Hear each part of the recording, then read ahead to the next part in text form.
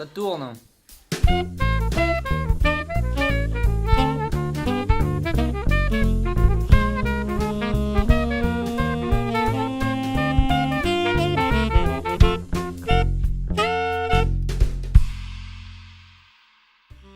Bonjour, je m'appelle Elliot Charpentier, j'ai 17 ans. Sur ce projet, j'ai été co-scénariste avec Margot Durance. J'ai aussi produit, réalisé, monté ce film et je me suis aussi occupé de composer la musique. 17 bis sur une, flashback, prise 4. Pour écrire ce film, on s'est basé sur un fait divers. C'est un joueur de cornemuse qui s'est intoxiqué à force de jouer de son instrument. Dans un premier temps, les médecins ont cru que c'était une pneumonie, mais il est mort quelques semaines plus tard. En fait, il y avait des germes dans son instrument qui le tuaient progressivement. À ce fait divers, on a ajouté la dimension de l'amour avec Alice et donc parallèlement le dédoublement de personnalité de Lucas. Et enfin, on a rajouté plein de références au jazz en général. Sur ce projet, on a eu la chance d'être aidé par IDZ, une boîte de production qui nous a prêté des optiques, une caméra, un trépied, un travelling. C'est parti. C'est installé. Ça. Bon. T'es vraiment un bon film, mec. Okay. Ouais, dis donc. Coucou. Ok, silence absolu et action. Ok, top. Attendez. Monsieur Arnaud.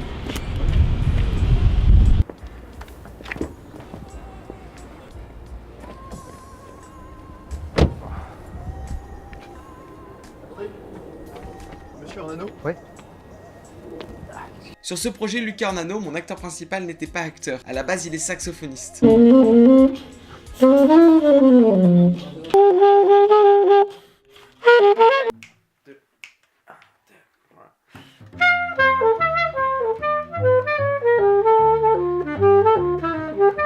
On a donc travaillé pendant 2 mois son jeu toutes les semaines, à se voir, à faire des répétitions vidéo, à corriger et à progresser, et je suis vraiment content du travail qu'il a fait, c'est quelqu'un d'incroyable.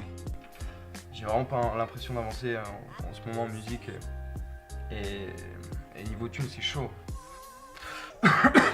Tu sais Mamie, en ce moment j'ai vraiment l'impression de pas avancer en musique et niveau tune c'est chaud.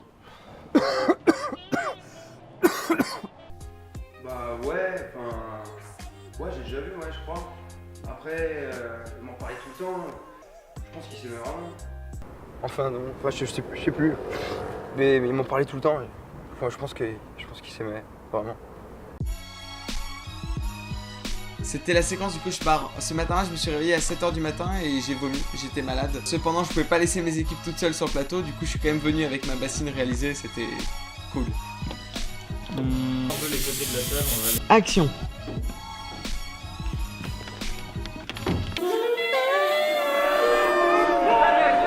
Alors mon expérience la plus dure, ça a été la séquence de l'appartement. On a tourné plus de 17 heures d'affilée, donc jusqu'à 4 heures du matin, et on avait un petit appartement et une grosse équipe. Ça fait un peu R&B, non ? Ouais, un petit peu. Une autre séquence qui a été incroyablement drôle à tourner, c'est à la toute fin du film, quand Lucas doit rentrer en voiture, séquence qui dure même pas 10 secondes à l'écran. Pour cette séquence, on a donc installé une bâche au-dessus de la voiture, on a installé un fond vert derrière, donc on voulait filmer cette séquence sur fond vert. Là on est bien là.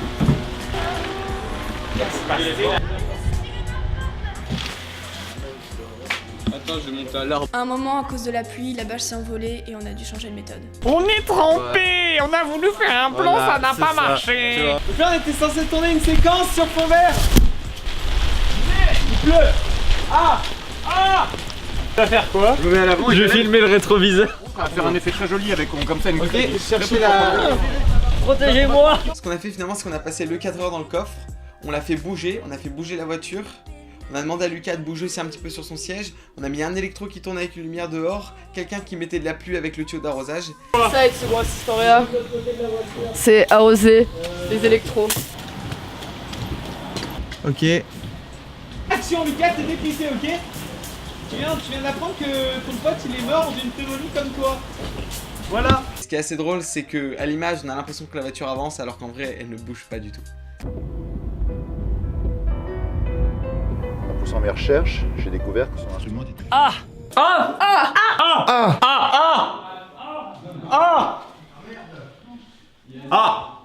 Je suis dans le métro, je filme sans autorisation de tournage et c'est extrêmement drôle.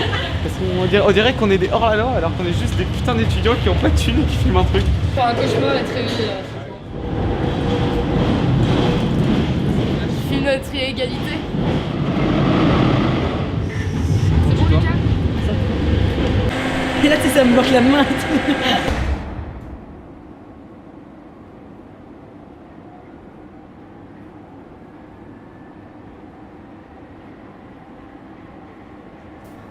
Une autre séquence qui a été dure à tourner, c'est la première séquence du film, celle du spectacle. C'est là qu'on va tourner le moment où il parle. Donc tout va se faire là en fait. Lucas? C'est bien, c'est ce décor-là que je trouve grave top avec tous les proches. On a 30 axes de cam à caser en 9h-17h. Ça a été une séquence très complexe parce qu'on devait caser entre 9h et 17h 35 axes de caméras différents.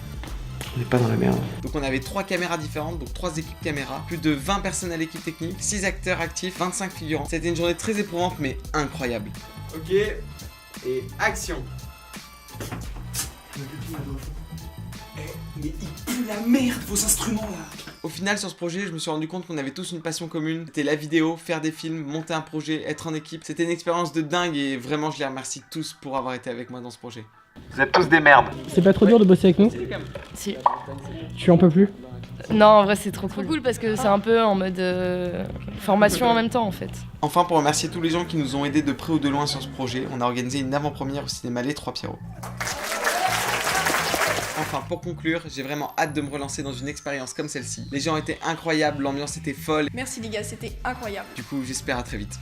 Au revoir.